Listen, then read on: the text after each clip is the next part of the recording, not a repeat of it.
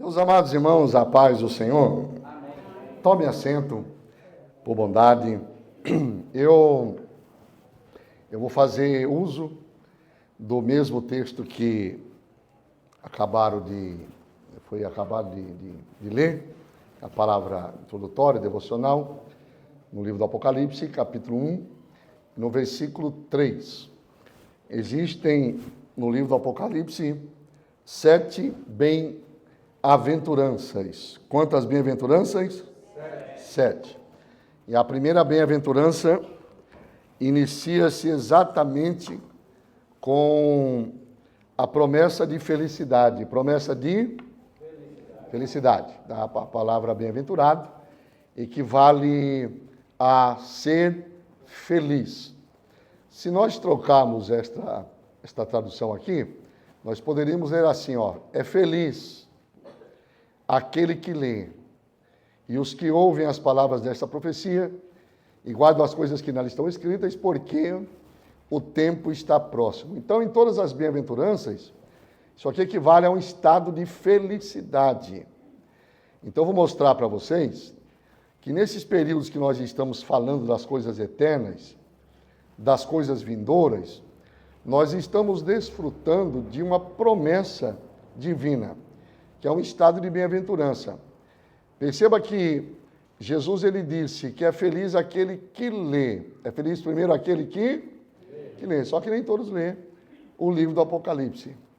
Tá? Por quê? Por displicência? Não.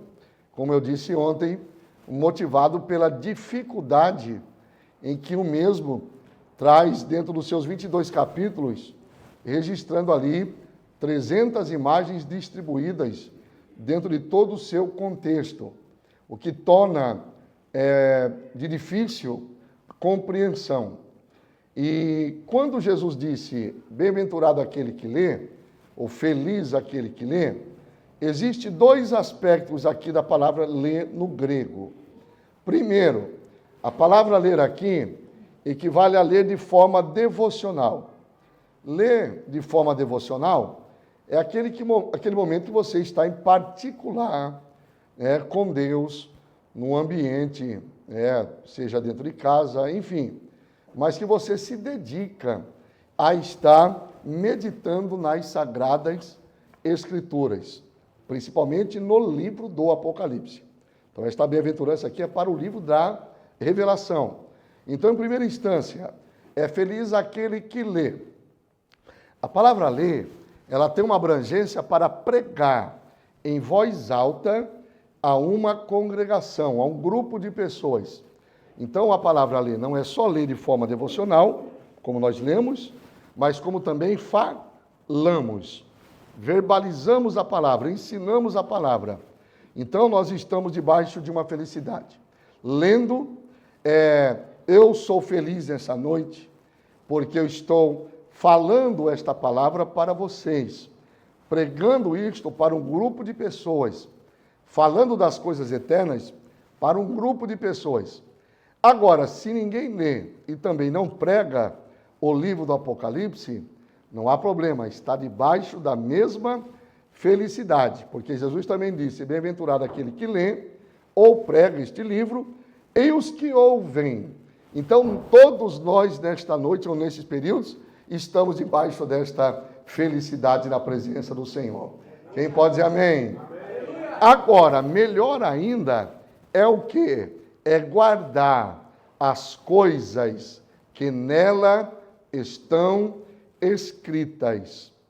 Tá? Então, nesse estágio de felicidade, a felicidade alcança quem lê, quem ouve, mas, porém, quem guarda todo o que está registrado dentro do livro da Revelação. Por quê? Por que guardar? Por que ouvir? Por que ler? Por que pregar? Porque o tempo está próximo. Aí você pergunta, pastor, mas já são quase 2000 anos.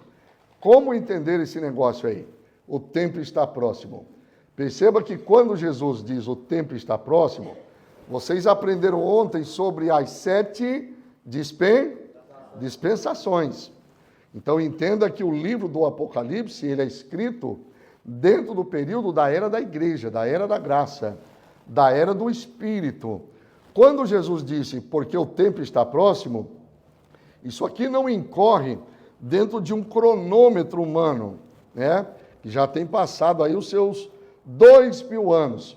Mas o que Jesus quer dizer é que não haverá outro tempo, ou seja, o outro tempo já é o estado do milênio. Então, este tempo está próximo, é para dentro dessa dispensação. Não vai haver outro tempo. Quem entendeu, diga amém. Amém. Tá bom, então? Então, vamos continuar. Põe na tela. Vamos lá. Ontem nós paramos no estado intermediário dos mortos. Lança lá, por gentileza. No estado intermediário dos mortos. Enquanto os irmãos colocam na tela, vamos aproveitar o ensejo e lemos aqui também primeira carta aos Tessalonicenses. Todos juntos. Capítulo 4. Primeira carta do apóstolo São Paulo aos Tessalonicenses, capítulo de número 4, e versículos de número 13 ao 18. Quem achou, diga amém. Amém. Não quero, porém, irmãos, que sejais ignorantes. A palavra ignorante aqui, meus irmãos, não é um termo pejorativo, tá? A palavra ignorante aqui é não ter o conhecimento, tá, espiritual das letras, né? Que estão aqui nas Sagradas Escrituras. Não quero que vocês fiquem sem entendimento ou sem entender acerca dos que já dormem, dos que já dormem. Lembra que nós falamos ontem que a palavra morrer em Cristo, ela tem uma colocação, uma figura de linguagem chamada de dormir, que é descansar. Não quero, porém, irmãos, que sejais ignorantes acerca dos que já dormem, já descansam, para que não vos entristeçais como os demais que não têm esperança. Porque se cremos que Jesus morreu e ressuscitou, assim também aos que Jesus dormem, Deus os tornará a trazer com ele. Dizemo-vos, pois, isto pela palavra do Senhor, que nós, os que ficamos vivos, que nós, vamos lá, vamos usar o pronome que Paulo utilizou, que nós, guarde bem isto, que nós, os que ficamos vivos, para a vinda do Senhor, não precederemos os que dormem, porque o mesmo Senhor descerá do céu com alarido e com voz de arcanjo e com a trombeta de Deus, e os que morreram em Cristo ressuscitarão primeiro. Depois, de novo, outro pronome aí, o mesmo pronome. Depois, nós, os que ficarmos vivos, seremos arrebatados juntamente com eles nas nuvens, a encontrar o Senhor nos ares, e assim estaremos sempre com o Senhor. Portanto, consolai-vos uns aos outros com estas palavras. Todas as vezes que nós falamos acerca desta esperança, isso aqui é uma palavra de consolo, irmãos. Percebam que Paulo diz, consolai-vos uns aos outros com esta palavra. Pregar o arrebatamento é uma palavra de consolo. Falar sobre a vinda de Cristo é uma palavra de consolo. Falar sobre as coisas vindouras é uma palavra de consolo. Falar sobre as coisas eternas é uma palavra de consolo. Pense você que Paulo escrevendo no Romanos capítulo 8, versículo 18, diz que tenho por mim que as aflições do presente século, do tempo presente, não são para comparar com a glória que há de ser revelada. Ou seja, nós estamos passando pelos últimos momentos, chamado de dias maus, tempos trabalhosos.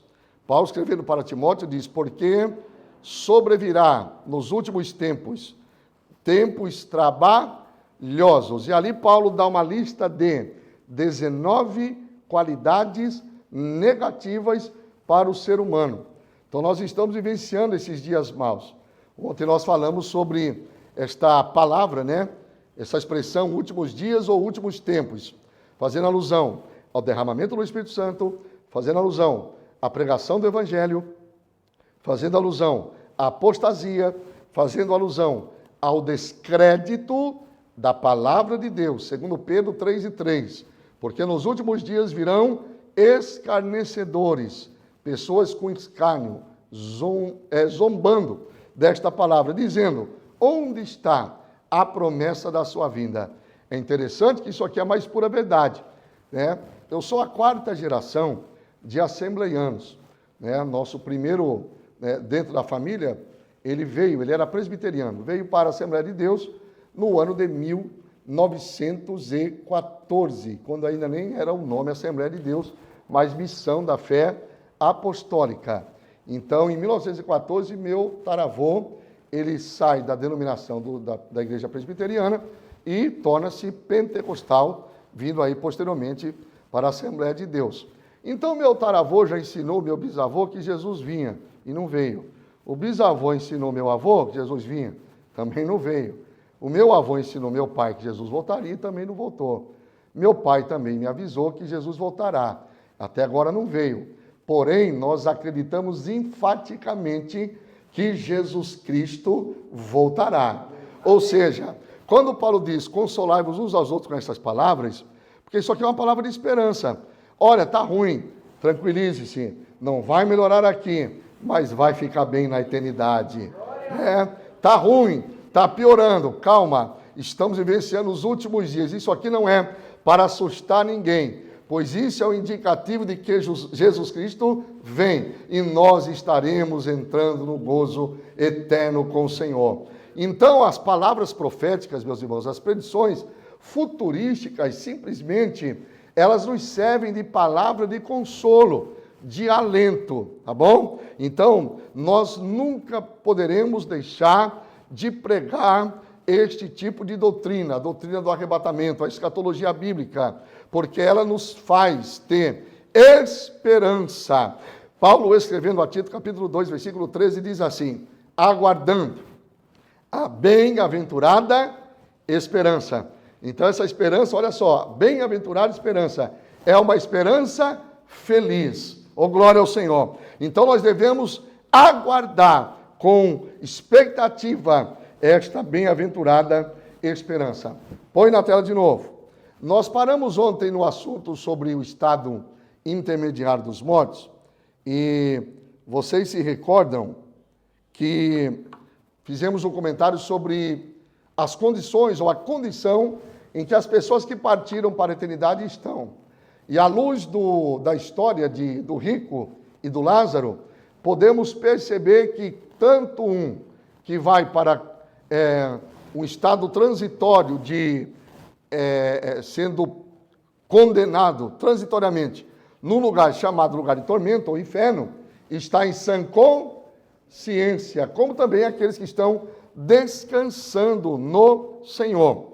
Alguém abra a Bíblia aí, pode ler em voz alta, no livro do Apocalipse, no capítulo de número 6, versículos de número 9 e 10. Pode ler em voz alta quem encontrou. Vamos dar uma olhadinha nisso aqui. Olha só que interessante. Lá no 5º selo.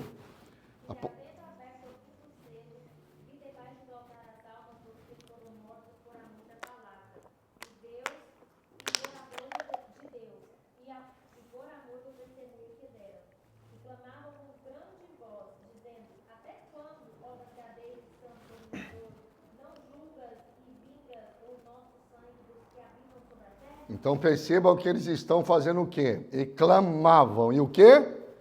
E o quê? Clamavam com grande voz. Com grande voz. Perceba que eles estão no estado de consciência. O que chama a atenção aqui é que céu não tem altar. Céu tem trono. Né? Então como explicar isso aqui que João está nos transmitindo nessa visão? O altar, meus irmãos, é um móvel que é colocado em primeiro lugar no tabernáculo, obedecendo uma sequência das mobílias que são distribuídas e organizadas dentro daquilo que Deus propôs para Moisés. Aquela igreja portátil do deserto, por nome de tabernáculo. Tabernáculo é Deus habitando no meio do povo. Então, entrando pelo átrio, pelo primeiro portão, nós temos o altar do holocausto, depois a pia de bronze. No santo, uma mesa com 12 pães da preposição, de frente para a mesa com os 12 pães da preposição, representando as 12 tribos de Israel. Nós temos o castiçal de ouro, com 7 lâmpadas. Depois nós temos, diante da cortina que separa o Santíssimo, um altar que é chamado altar do incenso. E após a cortina, num cubículo ali de 5 metros quadrados aproximadamente, nós tínhamos a Arca da Aliança.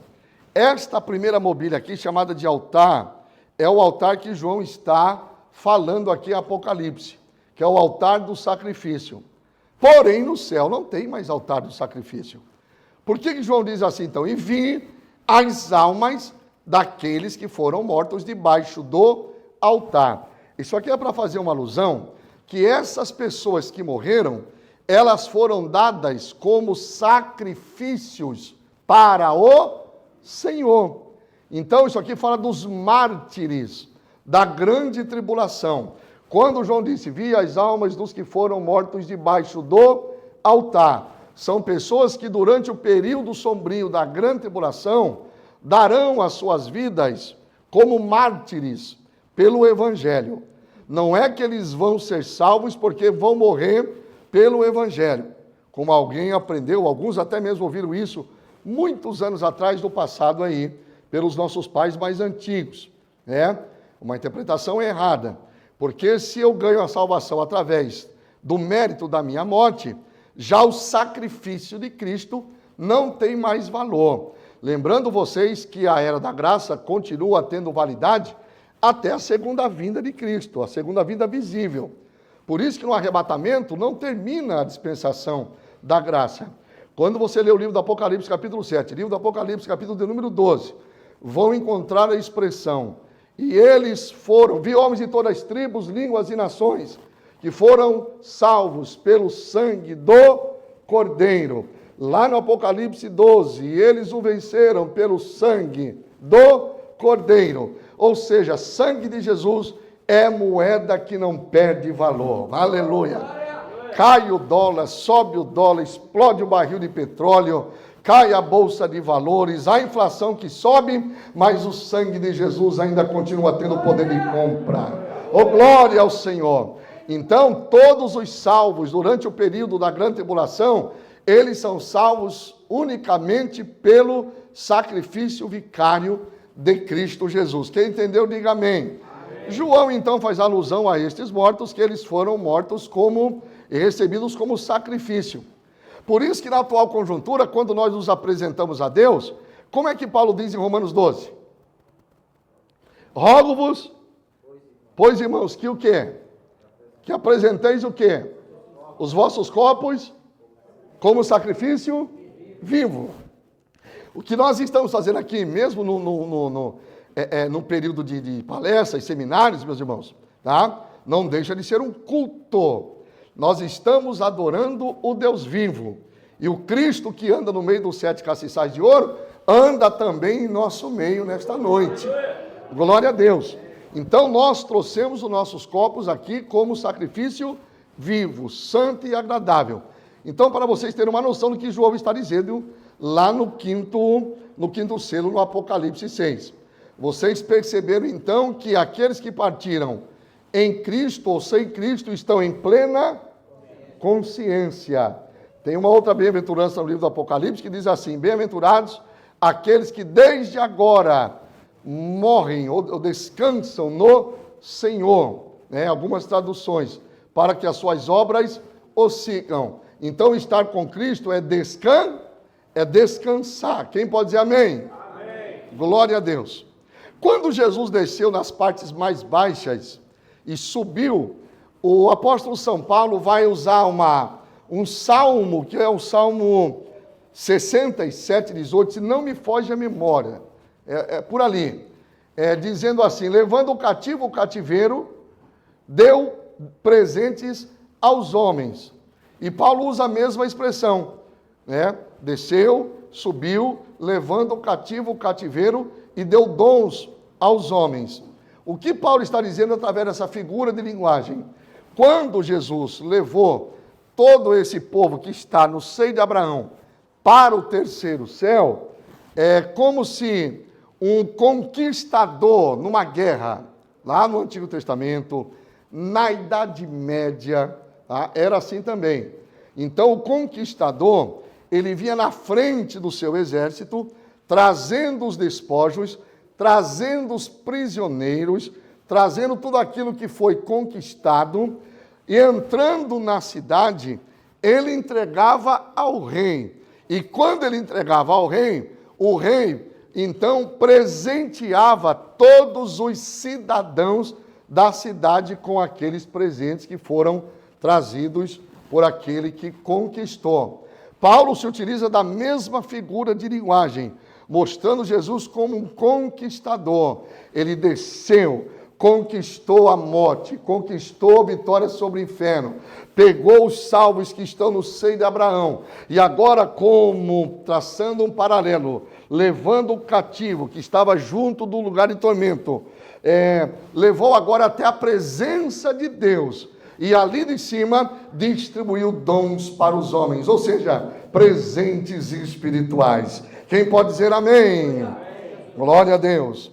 Vamos lá. Por falar em terceiro céu, meus irmãos, rapidamente, só para entender, nós temos a existência de 3 céus. Eu falei ontem, né? Primeiro, o céu atmosférico. Segundo, o intermediário das estrelas, galáctico, galáxias, enfim.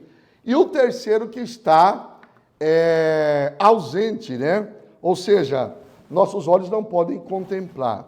O que os nossos olhos contemplam é o primeiro céu de dia, o segundo céu à noite, tá bom? Nós estaremos indo à presença do Senhor nos ares. Nós nos encontraremos, vou falar daqui a pouco sobre isso, mais ou menos por aqui, ó, tá? Mais ou menos por aqui. E aqui nós vamos ficar por um tempo para entrar dentro do terceiro. A igreja do arrebatamento não vai para o céu, tá? Em primeira instância. Já já vou mostrar isso. Isso aqui é muito bonito. Vamos lá. Aí nós temos o quê? Nós temos 3 interpretações. Avança para mim, por favor, Alexandre. 3 interpretações sobre o arrebatamento. A primeira teoria fala do pré-tribulacionismo. Próximo. Segunda teoria fala do meso ou mid-tribulacionismo. E a terceira teoria fala sobre o pós-tribulacionismo. Deixa eu começar aqui pelo meso. Meso ou mid significa metade. Qual é a ideia dessa escola que já está bem... poucas pessoas seguem essa interpretação. A ideia é que a igreja entra nos primeiros 3 anos e meio da grande tribulação e na metade dos 7 anos ela é arrebatada. Ora, irmãos, isso aqui é incoerente, porque se for assim, nós conheceremos o anticristo, né? Ou o futuro governante mundial, algo que não pode acontecer. Tá? Por que não pode acontecer? Qual é a incoerência agora? Como fazer a apologética em cima disso? Como contra-argumentar essa teoria, que a igreja é arrebatada na metade dos 7 anos? Simples. Abram a Bíblia em 2ª carta aos Tessalonicenses, capítulo 2, versículos 6 e versículo de número 7. 2ª carta, ou melhor, 2ª carta de Paulo a Tessalônica, 2, 6. 2ª carta a Tessalônica. Quem achou pode ler. E agora vos sabeis o que o detém, para que a Vamos lá. seja manifestada. De novo, pastor. E agora, sabeis o que o detém. O detém. O pronome é neutro masculino. Tá? Para o quê? Para o seu próprio tempo seja manifestado. 7. Porque já o mistério da injustiça opera. Somente há um que agora... Somente há um. Que agora resiste. Até que do meio seja tirado. Agora o detalhe no versículo 8. Próximo. E então será revelado o iníquo. Até aí tá bom. O iníquo vai ser revelado então quando? As perguntas que você faz na leitura quando você lê. Quando vai ser revelado o iníquo então? A resposta está nos versículos anteriores. No 6 e no 7. Então quem é que deve ser tirado do meio? Quem é que está resistindo? Quem é o que o detém? O Espírito Santo. Tá? Quando nós falamos, evidentemente que é a igreja, tá? O Espírito Santo habita na igreja. Não tem como o anticristo se manifestar enquanto a igreja estiver aqui. Tá? Uma das nossas irmãs, do ciclo de oração, ela me procurou algum tempo atrás e falou assim: pastor, eu tive um sonho. E a Bíblia diz assim: quem teve um sonho, conte o sonho. E vocês sabem que Deus fala através dos sonhos. Isso é bíblico. Deus fala tanto com o justo como com o injusto. Entenda isto. Deus fala tanto com o bom como também para com os maus. Deus não fala necessariamente ou exclusivamente em sonho para pessoas que o servem. No livro de Jó, a Bíblia diz: Deus fala 2 vezes, 1 e 2 vezes de noite, em sonho com os homens, para livrar a sua alma da morte. Deus falou quantas vezes em sonho com José? Deus falou quantas vezes em sonho com Faraó? Tá? Então, quando você tem uma expressão repetida 2 vezes na Bíblia Sagrada, é que você vai então formando as chamadas doutrinas. Uma doutrina não pode ser baseada num versículo isolado. Tem que ter uma repetição daquela doutrina, para que possa então haver um conceito do que seja doutrina realmente, não um pensamento humano. Então, veja bem, essa irmã, ela me procurou e contou. Eu falei: conte, irmã. Ela falou que eu queria contar na igreja, dar esse testemunho, né? Eu falei: conta que nós vamos analisar à luz da palavra. Tudo deve ser avaliado à luz da palavra. E a irmã me contou. Como é que foi? Falou: pastor, eu via homens, mulheres e jovens. Perceba que existe a ausência de crianças aqui. Homens, mulheres e jovens. Conforme a estatura deles era o tamanho de um balde que eles carregavam na mão. Então, conforme o tamanho dessas pessoas, a estatura era o tamanho do balde. E eles procuravam o sal na terra. E eles diziam uns para os outros: aonde está o sal? Queremos o sal. Queremos sal. Onde está o sal? E começava a entrar em desespero. Queremos o sal. Onde está o sal? Sumiu o sal. Onde tem sal? Queremos sal. Onde está o sal?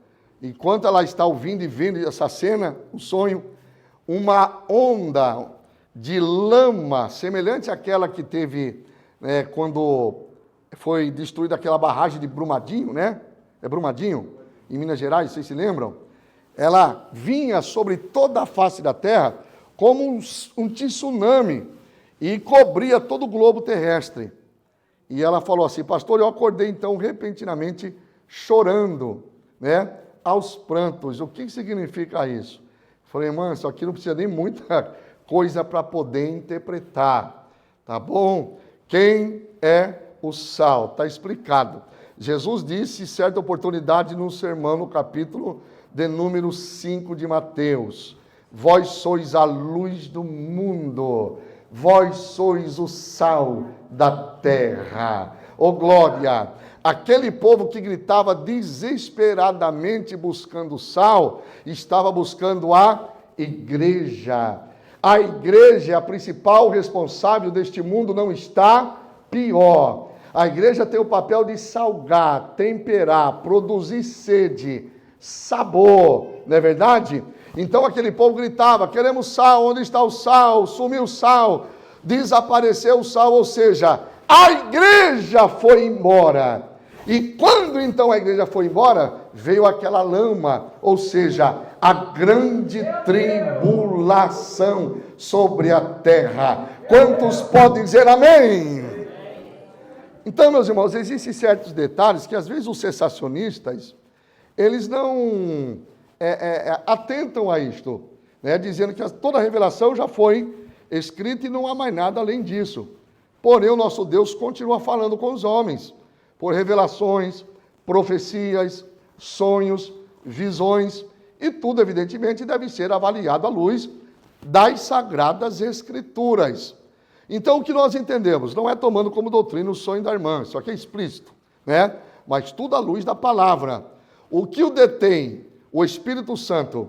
O Espírito Santo vai embora com o arrebatamento?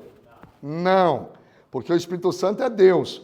Como Deus é onisciente, onipresente, onipotente.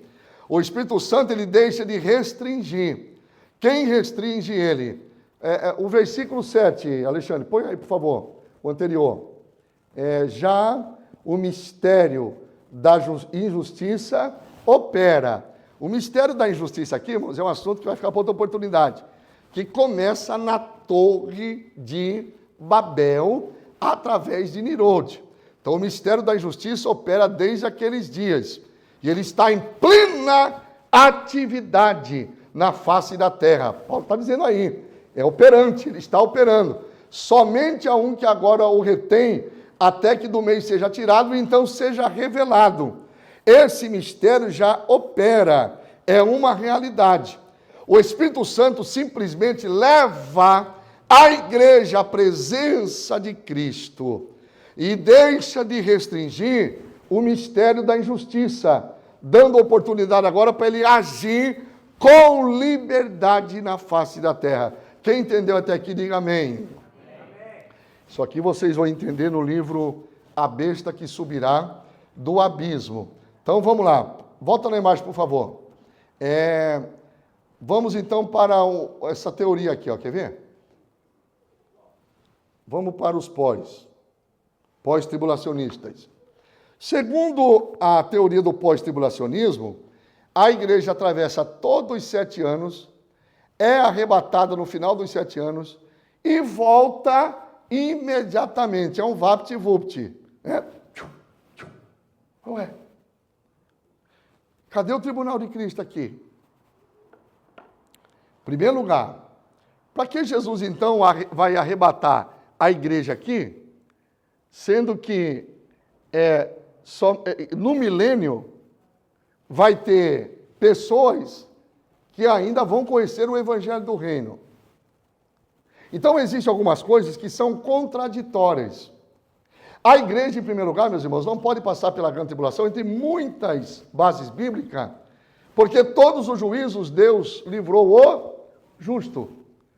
Quando Deus chegou para Abraão, lá na teofania, no capítulo 18 do livro do Gênesis, os 3 anjos, o do meio é Jesus, a aparição do Deus pré-encarnado no Antigo Testamento. Os 2, aqui, descem para Sodoma, e o do meio fica conversando com Abraão. E a conversa é esta, Ele declara para Abraão que vai destruir Sodoma. E Abraão começa a interceder, mas vem cá, e se tiver 50 justos lá? Por amor dos 50 eu livrarei. E se tiver 40? Por amor dos 40 eu livrarei. E assim vem decrescendo. Então perceba que o justo Ló foi arrancado, tirado de Sodoma, antes que viesse o juízo. O dilúvio, por exemplo, na arca de Noé, com Noé e toda a sua casa, 8 pessoas foram salvas do dilúvio, muito embora isso aqui é uma alegoria para a igreja, mas o contexto da parábola do capítulo 24, 37 ao 39 é para Israel. Foram livres o quê? Do juízo daqueles dias. Nossos pecados já foram julgados na cruz do Calvário. Não há necessidade da igreja passar por julgamento. Vamos tomar emprestado Apocalipse, capítulo 3, versículo 10.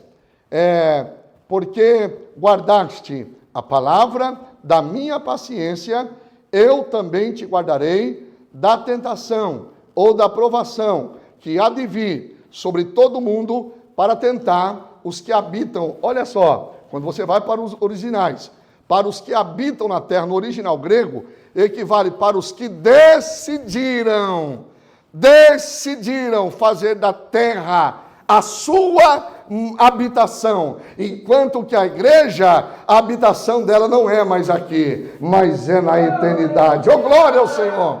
Aleluia! Então nós não optamos em habitar na terra, estamos aqui de passagens, por isso que somos chamados de forasteiros, peregrinos. Então veja bem, como guardaste a palavra da minha paciência, também eu te guardarei da hora. Repita comigo, da hora. Primeiro lugar, que hora é esta?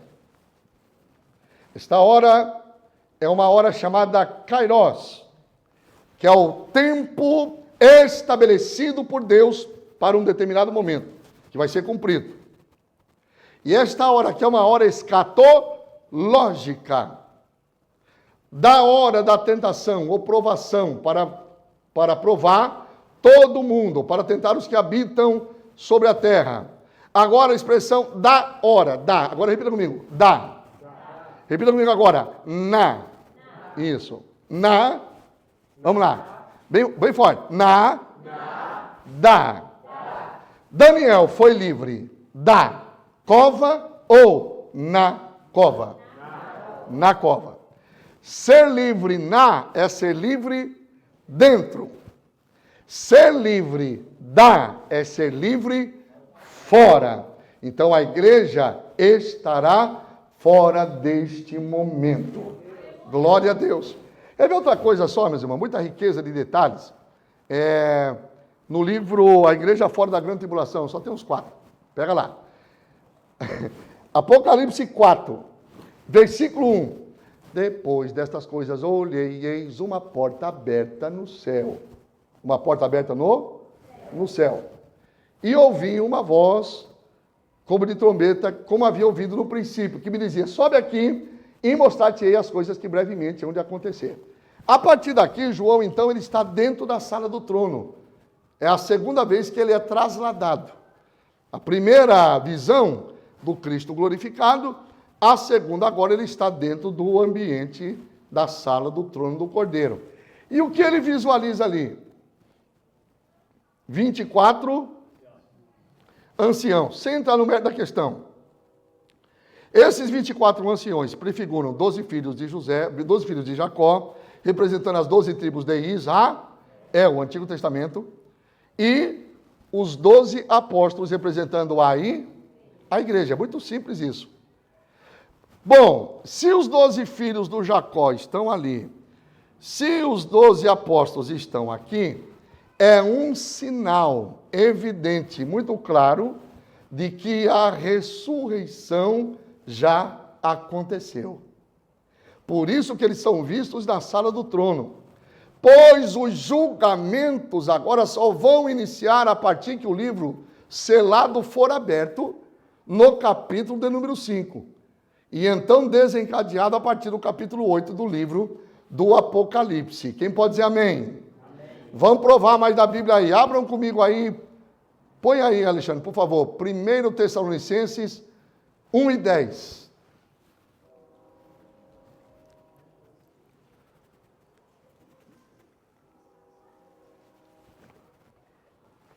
Quem pode ler?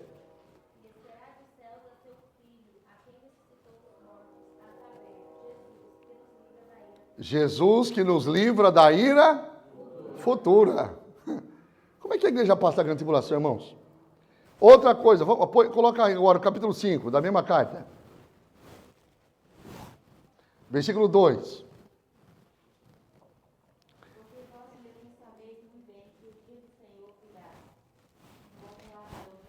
Então vamos lá, vamos entender isso aqui. A palavra ladrão aí é kleptos. Kleptos é aquele que subtrai para si, toma para si, de forma rápida e sem violência, sem barulho, ninguém percebe. É o famoso furto. São Paulo acontece muito. Quando você menos percebe, cadê a carteira? Você nem viu. Então aqui é o cleptos, ladrão aqui é uma palavra para cleptos, aquele que subtrai para si, repentinamente, rapidamente, e sem nenhum tipo de violência, toma para si. Aí ele fala, como ladrão, porque o dia do Senhor, repita comigo, dia do Senhor.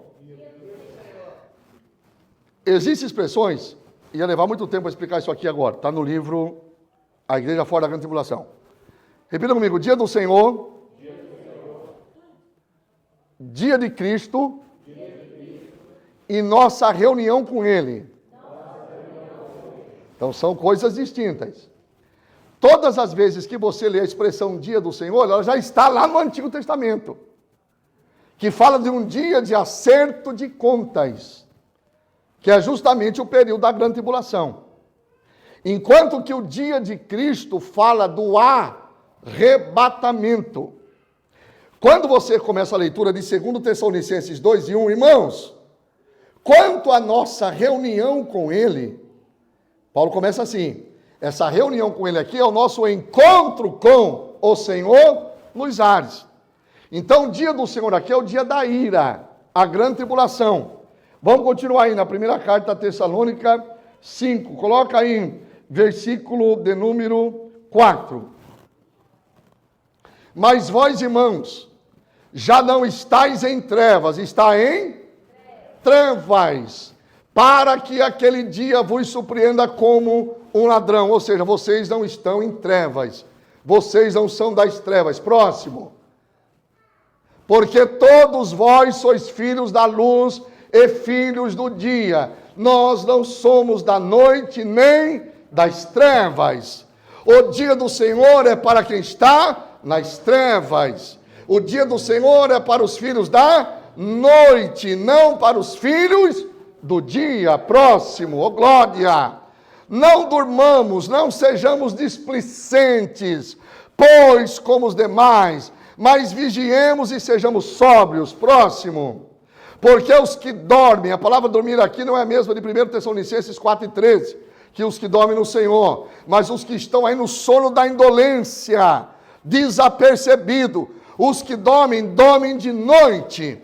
Os que se embebedam, embebedam-se do quê? Das coisas do mundo, de noite. Próximo. Mas nós que somos do dia, sejamos sóbrios, vestindo-nos da couraça da fé, do amor, e tendo por capacete a esperança da salvação na mente. Guarde isto, Jesus me salvará, Jesus me salvará, aleluia. Essa salvação não é a salvação obtida na cruz do Calvário, esta salvação é a salvação para a grande tribulação. Versículo 9 agora. Porque Deus não, mil vezes, não, nos destinou para a ira, mas para a aquisição da salvação por nosso Senhor Jesus Cristo. Quem quiser ficar, que fique. Eu vou embora. Quem vem comigo vai dar glória a Deus. Aleluia. Agora olha que interessante. Olha que interessante. Versículo 8. Volta um pouquinho, Alexandre. Olha lá, mais nós de novo. Mais nós. Quer ver só? Porque depois do 9, mas Deus não nos, de novo, está junto.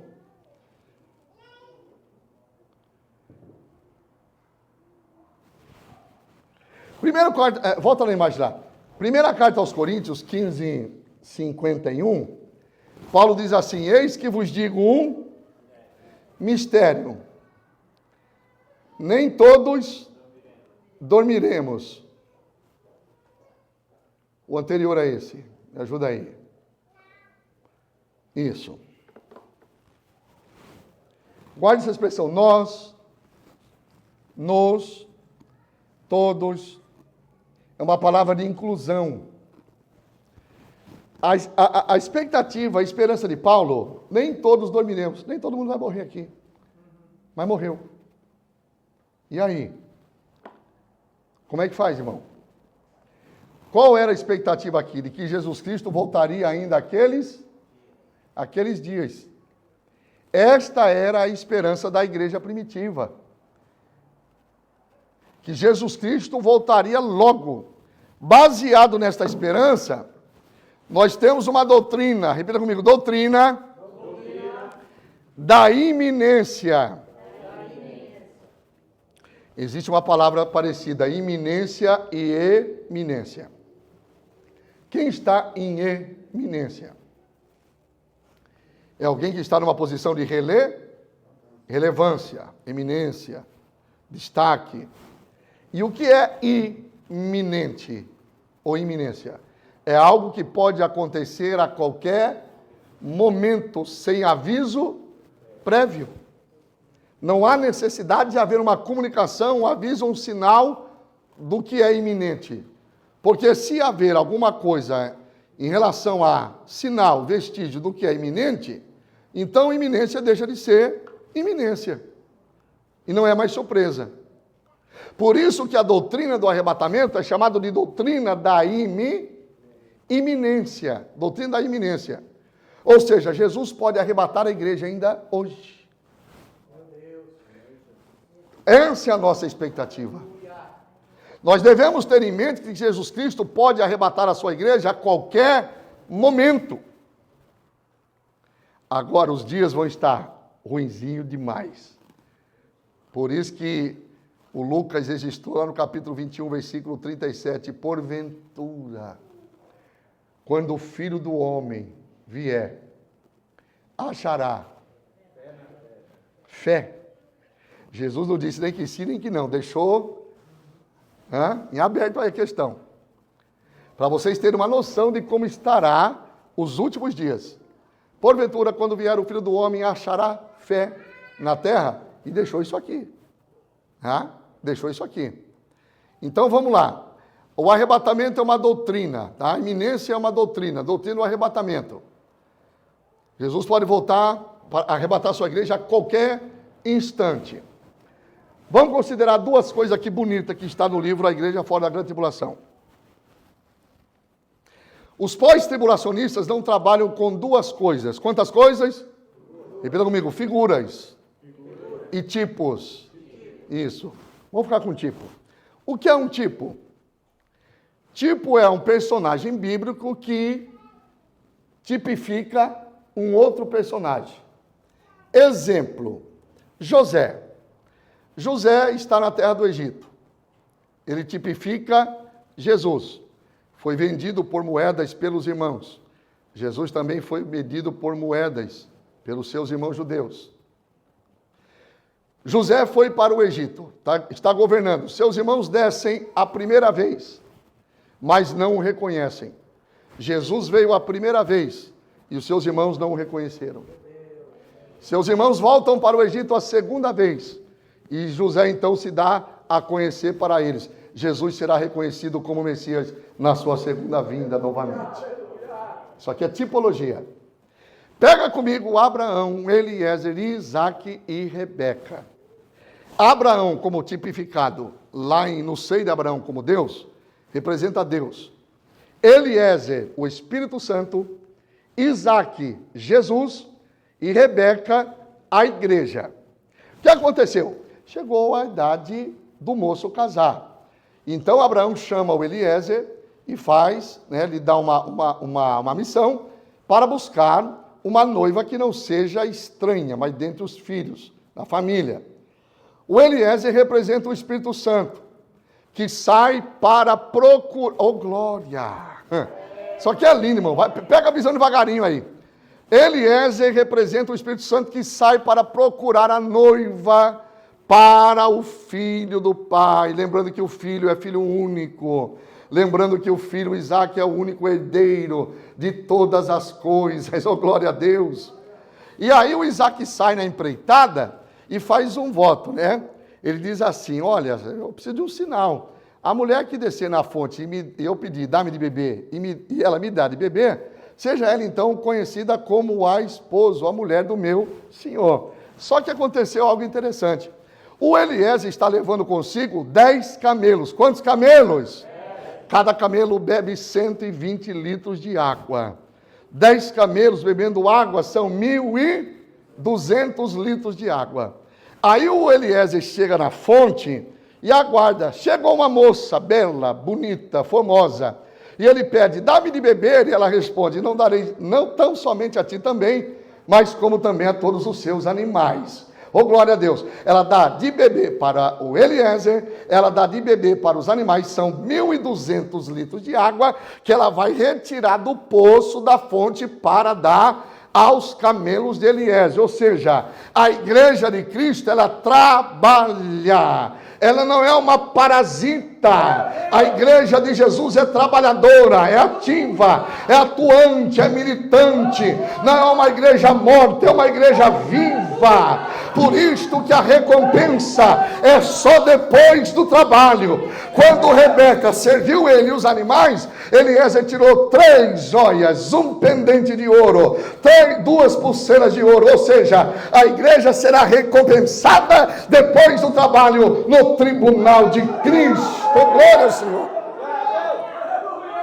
Por isso que a Bíblia diz que que o vosso trabalho não é vão no Senhor. Aí o Eliezer, né, vai lá, conversa com a família, e o papai diz assim, irás tu com este varão? Ela diz, irei. Mas como é que você vai ao encontro de um marido, de um casamento, e você não viu, não tem foto, não tem rascunho, não tem zap, não tem perfil no Facebook, não tem nada para mostrar como é que é o fulano? Como é que você se apaixona por alguém que nunca viu? 1 Pedro 1:3, se me foge a memória, vê se é isso mesmo. No qual não tendo visto a mais. Ai. Ai, que coisa linda aqui. Deixa eu ver aqui. 1 Pedro 1:8. Olha, parte A. Ao qual não havendo visto a mais. Ai. Ao qual não havendo visto a mais. Quem já viu Jesus aí? Levanta a mão. Viu Jesus? Viu? Trocou ideia com ele? Abraçou, cheirou, beijou? Tocou? Ninguém. Por que você ama ele então?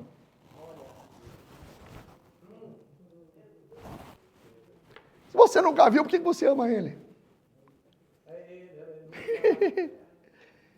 Como é que você pode amar alguém que nunca viu? Eu olhei para minha esposa 32 anos atrás, eu dei um sorriso para ela. Ela sorriu para mim também e já era, irmão. Começou aqui. Todo relacionamento começa num olhar, sim ou não? Atração no olhar, o sorriso, então, e com os dias vem aí e vai se conhecendo, e você então vai se apaixonando, vai amando, não é verdade? Para chegar num ponto de casar. Agora, como é que você, no qual não havendo visto a mais, como é que você ama quem não viu? O Eliezer está subindo. Enquanto que eles estão debatendo na tenda lá, o Eliezer explicou para o pai da Rebeca, falou, olha, o filho do meu senhor, ele é rico, ele é herdeiro de tudo, o moço é bonito. Aqui algumas coisas já começam a chamar atenção, né? E no caminho agora que ela topa subindo, lá vai o Eliezer com a Rebeca, vamos embora, pelo deserto, até chegar em Canaã.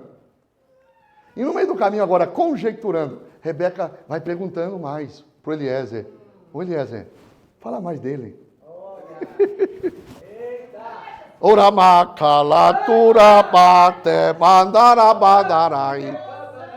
Por isso que quando mais nós falamos dele, mais nos apaixonamos por ele.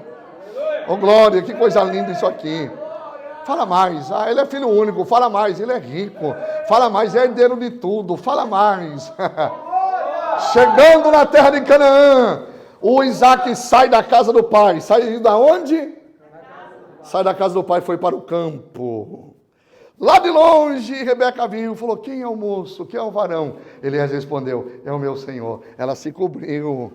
Aí ela se encontra com ele no meio do campo, no meio do campo. Isaac recebe a Rebeca no meio do campo, e quando ele a recebe aqui, a Bíblia diz, então ele a trouxe para dentro da casa do pai, então amou-a. Ou seja, que as bodas do casamento, Jesus sairá da casa do pai, descerá até o meio do campo, chamado Ares, o Espírito Santo, o Eliezer, conduzindo a Rebeca à igreja, entrega para ele aqui no meio do campo, passa aqui por um breve momento no tribunal, ela se arruma, ela se embeleza no salão de Jeová, ganha vestido de linho fino, branco, ganha coroa, ganha galardão, fica bonita e entra para dentro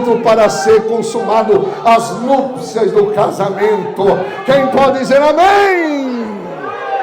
Aleluia, glória, aleluia. Como é bom falar dele, irmãos. A presença de Deus está atuante. Oh, glória. Agora, outra coisa interessante. Daniel tem 12 capítulos. Quantos capítulos, irmão? Qual é o capítulo que Daniel não aparece no livro? Capítulo. Atente bem isso aqui agora. Daniel não aparece no capítulo de número 3. Quantos capítulos são? Daniel não aparece no 3. Por que justo no 3? O capítulo 3 é conhecido como o capítulo da grande tribulação. Capítulo da... Só que, tá? São figuras agora. Por que capítulo da grande tribulação? Porque é justamente no capítulo 3 que Nabucodonosor vai levantar uma estátua na província de Dura e fazer com que todos, a adorem, senão são lançados na fornalha de fogo ardente. A fornalha de fogo ardente representa a grande tribulação.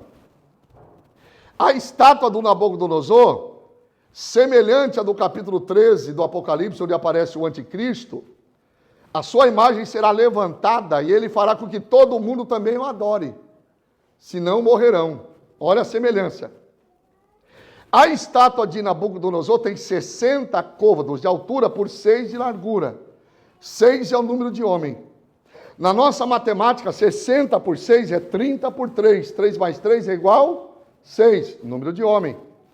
Porque na numerologia bíblica, ou na ciência dos números bíblicos, ou na simbologia dos números, o 6 é número de homem. Porque o homem foi formado no 6º dia.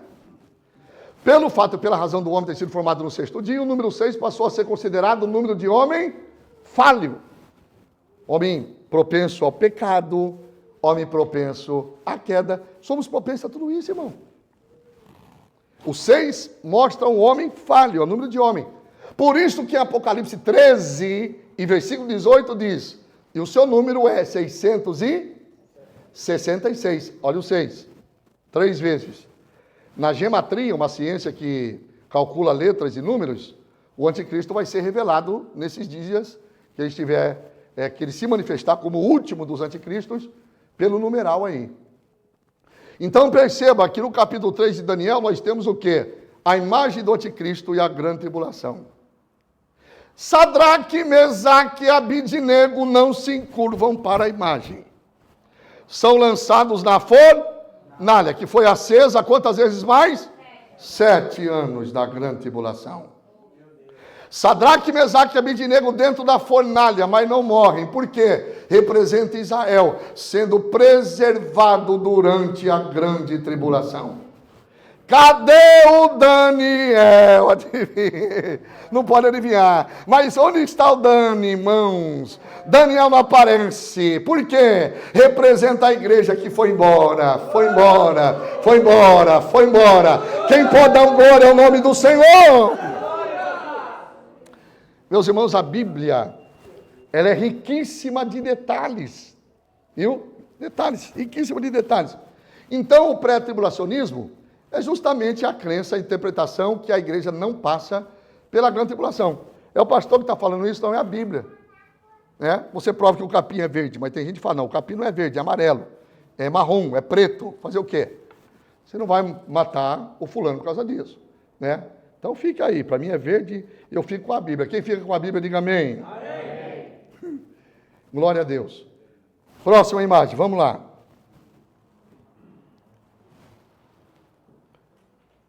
Próxima imagem. Ajuda aí, Alexandre. Pronto, vamos lá. Olha aí, irmãos. Quem entendeu até aqui, diga amém. Amém. Irmãos, o que é a 70ª semana de Daniel? É a famosa 70 semanas de Daniel. É a chave, repita comigo, é a chave de toda a profecia. Entendeu isso aqui, irmãos? Você abriu o entendimento. A questão está toda aqui. Isso aí está no livro Escatologia de Daniel. Vamos lá, com mais detalhes. Olha essa profecia aqui, ó. Vamos lá. O Gabriel, quem é? Gabriel, Gabi.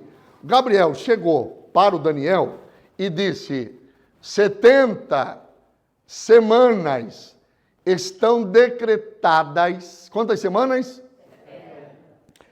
Em dias, 70 semanas dá quanto? Quem é bom de matemática? Rapidão. 1, 2 e 490. Uma semana tem quantos dias? 7 vezes 7. 49. 70, 7 vezes 70, 400 e... Fechou. Então você acabou de descobrir. 70 semanas estão decretadas sobre o teu povo. Ou na tua Bíblia está sobre a igreja? Hã? Como é que está na Bíblia aí? E quem é esse povo? Isso. 70 semanas estão decretadas sobre o teu povo. É decreto. Isso aqui faz parte de uma doutrina, né? Tem eleição, predestinação, tem os decretos de Deus. O que deu o decreto, isso aqui é uma realidade. Decretou, ninguém vai tirar, vai mudar isso aqui. Decreto. Decretado sobre o teu povo, Israel, e sobre a tua santa cidade. Quem é a santa cidade? Jerusalém. Vamos lá. Para fazer cessar a transgressão, para dar fim aos pecados e para expiar a iniquidade. Esses 3 já cumpriu. Depois, trazer a justiça eterna, selar a visão e a profecia e para ungir o Santíssimo. Então, o Gabriel está dizendo, olha Daniel, 490 anos estão decretados sobre Israel e sobre a tua santa cidade. Aí ele continua lá no texto. 7 semanas, 62 semanas, são 2 períodos que ele divide. Nesta primeira semana aqui, o que vai acontecer os primeiros 49 anos? Bom, antes de falar dos 49 anos, por que converteu em anos? Quantos dias os espias espiaram a terra de Canaã? 40 dias. Aí eles retornam para Canaã, traz o relatório, e 10 dos 12 murmuraram. Por causa da murmuração de 10, quase 3 milhões entrou no embalo. Isso porque não tinha zap. Vocês veem como o negócio... Ó, isso aqui dá um culto de doutrina, meu, bonito. Vê o perigo da língua, da murmuração. Por causa da murmuração dos 10, inflamou em questão de tempo quase 3 milhões. Tanto é que quase desses 3 milhões só vai entrar lá no final, sabe quem? Josué e... Bom, o que Deus fez então por causa da murmuração? Converteu os 40 dias em 40 anos. 40 anos. Então Deus tem essa matemática. Vamos lá. Aí aqui nesse período, o templo, o segundo templo é reconstruído, pós-exílio babilônico. Nas próximas 62 semanas, que são 434 anos, vai acontecer muitas coisas, tempos difíceis. Israel será conquistado por Antíoco Epifânio. Vai ter a guerra dos Macabeus. Os romanos vão conquistar toda a Palestina. Neste tempo aqui vai nascer o Messias, viver o Messias, morrer o Messias. Enfim, 434 com 49 dá o quê? 484. 3. E quantos anos estão decretados? Falta quantos anos então para cumprir? Quando começou isso aqui? Por uma lei, né, o decreto de Xerxes, no ano 445 a.C. Saiu o decreto, pode ir embora. Quem está no meio desse povo aí do decreto? Está o Esdras, está o Neemias, está esse povo todo. Tá? Está o Ageu, está o Zorobabel, está o Zacarias, tá? Esse povo aí dos profetas menores depois. E do 445 a.C. até cumprir os 483 anos, foi exatamente aonde morreu Jesus da semana da sua paixão. Só para você ter uma ideia, Jesus, ao entrar em Jerusalém, na semana da sua morte, da paixão, ele cumpriu o cordeiro da Páscoa. Cumpriu o cordeiro o quê? Dia 10 de Nissan. Ele entra em Jerusalém no primeiro dia da semana, fica 4 dias, sendo observado como o cordeiro do Êxodo 12, é avaliado, Pilatos absolve ele, acha ele inculpável, ele é o cordeiro perfeito de Deus, e ele é sacrificado, né, como cordeiro imolado, como cordeiro crucificado na cruz. É o cordeiro de Deus. Então, aqui no dia 10 de Nissan, cumpriram-se exatamente 483 anos. Pois bem, 50 dias depois da morte, da ressurreição de Cristo, a igreja foi inaugurada. Atos capítulo 2.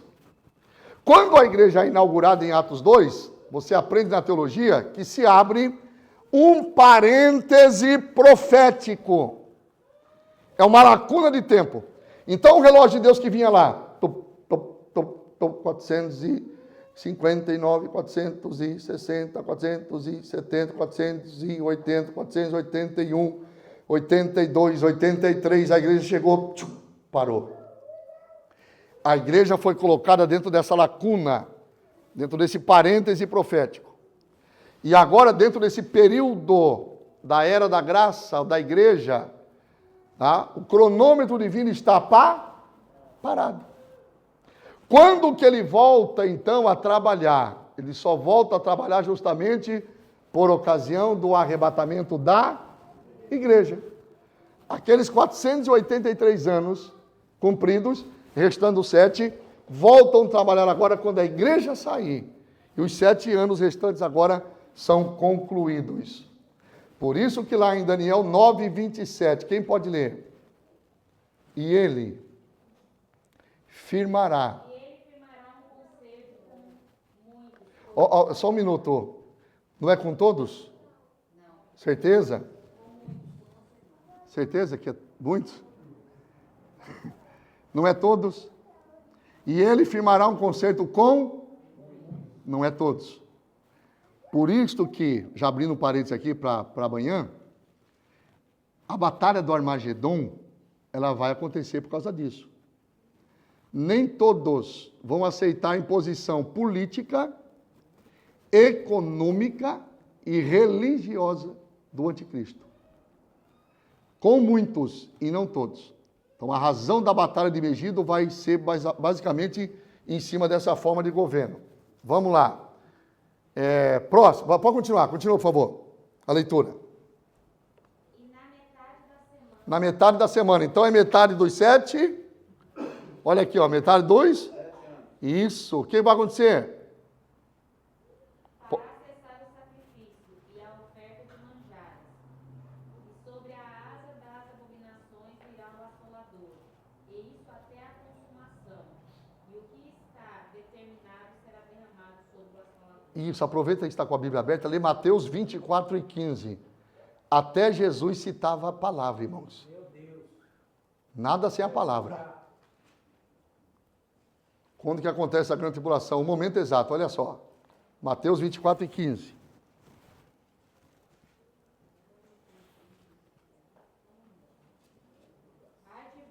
Não, Mateus 24 e 15. Quando, pois, virdes que a Ó, presta atenção agora. Jesus está citando exatamente o que ela leu no texto anterior. Jesus está citando Daniel 9:27, que ela acabou de ler agora há pouco atrás. Quando, pois, virdes... Quando, pois, virdes que a abominação da desolação, de que falou o profeta Daniel, está no lugar santo, quem lê... Entenda. Jesus está citando exatamente o momento em que vai ser profanado o templo. Vamos aprender mais um pouquinho só. Olha como a Bíblia é linda. Lê 2 Tessalonicenses 2:4.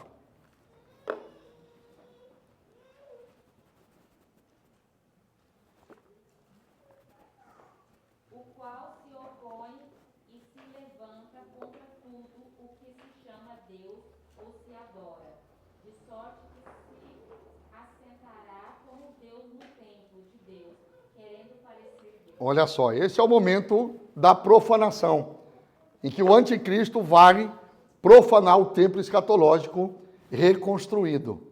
E aí o que vai acontecer nesse exato momento? 1 Tessalonicenses 5:3. Pois que, quando disserem a paz e segurança, então lhes sobrevirá repentina destruição, como as dores de parto, aquela que está grávida, e de modo nenhum escapará. Então tá aí. Agora tem paz. Chegou o tempo de paz. Estamos vivenciando um período de paz tão esperado na terra. É isso que tem que acontecer no Oriente Médio. Alguém tem que chegar lá e colocar um período de paz, que quem só poderá fazer isto é o último dos anticristos. Então, quando todos disserem paz e segurança, eis que vos sobrevirá repentina destruição. Abriu o segundo selo. E o segundo selo é um cavalo vermelho. E o cavaleiro traz uma espada grande na mão. E a espada representa guerra. Então, os simbolismos são explicados no Apocalipse. A grande espada é para guerrear. Grande, porque quase todo mundo agora começa a ser envolvido. Vermelho, fala de violência. E foi tirado a paz da terra, para que os homens se matassem uns aos outros. Aquela paz que todo mundo está vibrando, ela é quebrada quando o anticristo, lá em Daniel 9:27, faz cessar a transgressão, quebra a aliança e começa então a grande tribulação. Quem entendeu até aqui, diga amém. Amém. Pastor Zé Reis, tem 9 ou mais um pouquinho? Você que manda, meu filho.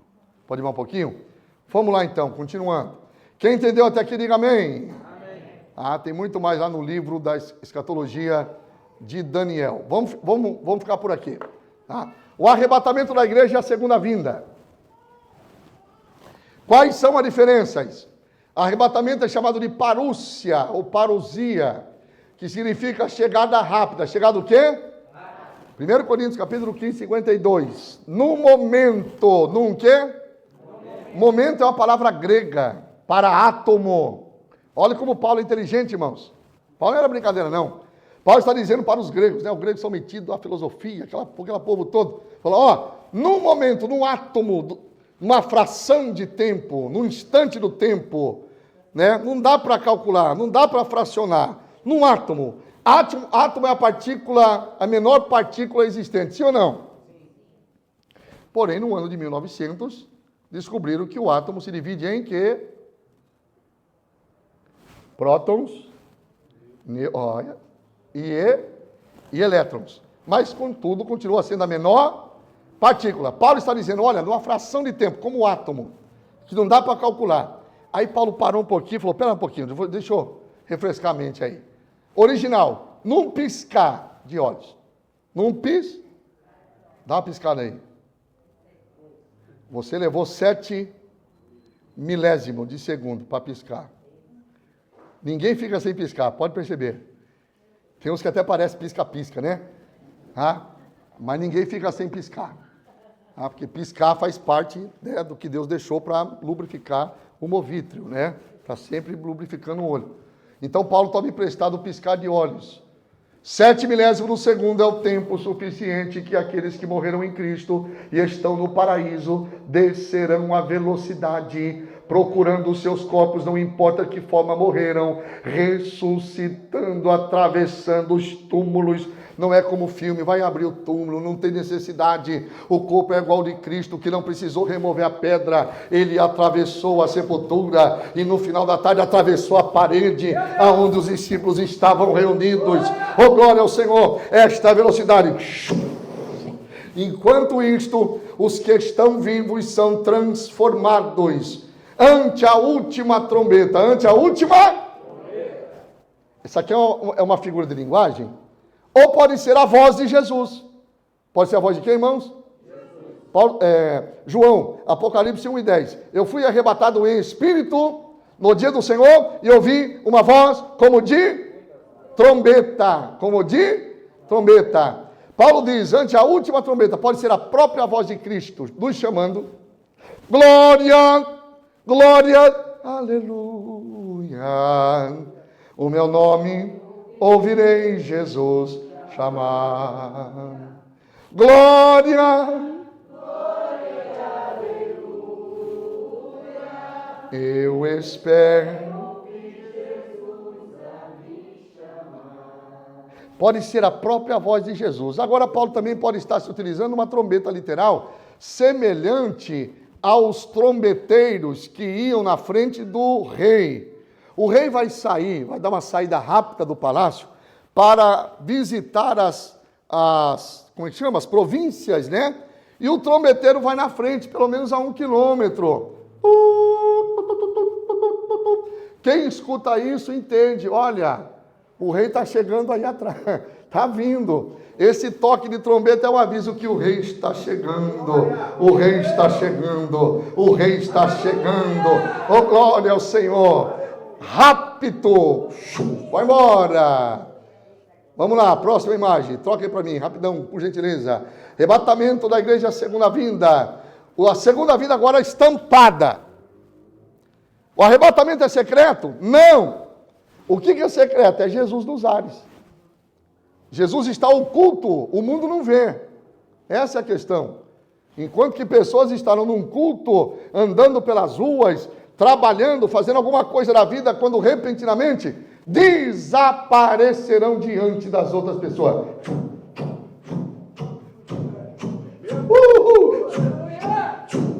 Vambora! E cadê Jesus? Ninguém vê. Então isso é secreto. Ele fica em secreto. Estamos escondidos em Cristo.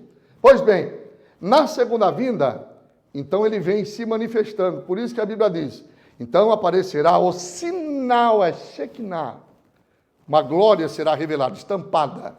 E todo olho o verá vindo sobre as nuvens. Aí sim, volta ele e com ele vem a igreja que foi arrebatada há 7 anos atrás. Isso aí é chamado de epifaneia, manifestação, vir à luz, se declarar, se revelar. Estas são as diferenças básicas. Rapto e revelação. Repita comigo, rapto e revelação. No rapto, Jesus vem para a igreja. Na revelação, ele volta com a igreja. No rapto, os incrédulos são deixados. Na revelação, eles são destruídos. No rapto tem segredo. Na revelação, como diz a palavra, tudo é manifestado, tudo é declarado.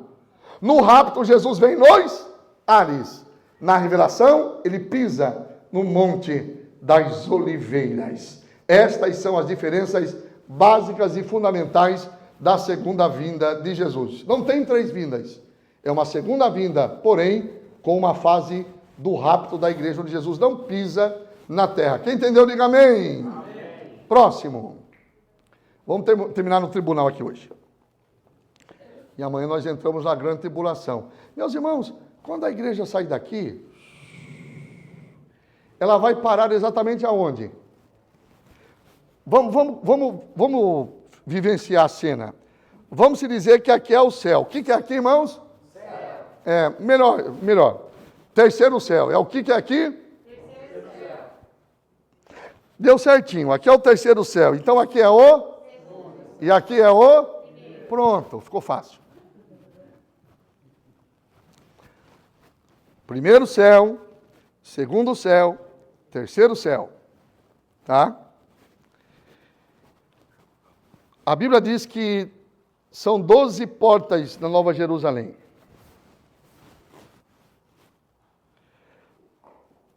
Lá no Antigo Testamento, o juiz julgava todos na porta da cidade, pelo lado de fora, isso. Nunca pelo lado de dentro. Pega só que visão bonita isso aqui. O juiz julgava as pessoas na porta da cidade pelo lado de... Depois de julgar, então a pessoa tinha acesso a entrar para o lado de... Opa! A igreja é arrebatada e chega aqui em cima, nos ares. Não está dentro do céu ainda, está nos ares. Para você entender melhor isso aqui. Um determinado lugar da atmosfera.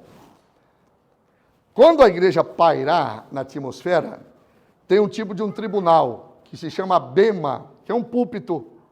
Jesus estará numa parte mais elevada. A igreja está aqui, está aí, Jesus está aqui. Daqui ele vê todos. Então, no bema, no tribunal de Cristo, toda a igreja, todas as eras, chegam para receber coroas. Ou uma única coroa, né? Que tem coroa da glória, justiça, incorruptível, coroa da vida. Mas é uma coroa sintetizada numa única coroa. Recebe o vestido de linho fino, branco, puro. Recebe a coroa. E recebe o galardão, que é uma recompensa de um aspecto de glória. E aqui, então, se você chegou no tribunal de Cristo, é porque você chegou o quê? Salvo. Não precisa ficar com medo, não. Tem pessoas que confundem o tribunal de Cristo com o juízo final. Faz uma bagunça, irmãos. Entenda isto, tá? O tribunal de Cristo é para crente salvo. Chegou lá, chegou salvinho da Silva, tá? Não precisa temer ninguém, não precisa temer mais nada. O amoroso Cristo vai julgar as obras. Julgar o quê? Não é mais os seus pecados. Os seus pecados já foram julgados lá na cruz. Então, Jesus vai fazer o julgamento das obras. Próxima imagem. Então, tem a bem-aventurança lá, bem-aventurados que desde agora morrem no Senhor para que as suas obras o sigam. A fé sem obras é o quê? Morta. Tem que ter obra, mas a obra não salva. Entenda bem. Se você é salvo, tem que ter obra. Que a obra é o resultado da salvação. Se ler Tiago, você vai entender isso aí. Então tem gente que vai chegar lá, irmãos, com uma carreta de obra. Outro vai chegar com um cargueiro, um avião da United States. Fala, Jesus, olha o tanto de obra, veio até num avião aqui, ó. Jesus, olha só o saco, a sacola. Outros vão chegar só com um punhadinho. Olha aí. Mas pasmem vocês. Uns vão chegar com a carreta da Casa Bahia de obra. Está aqui um carretão da Casa Bahia de obra.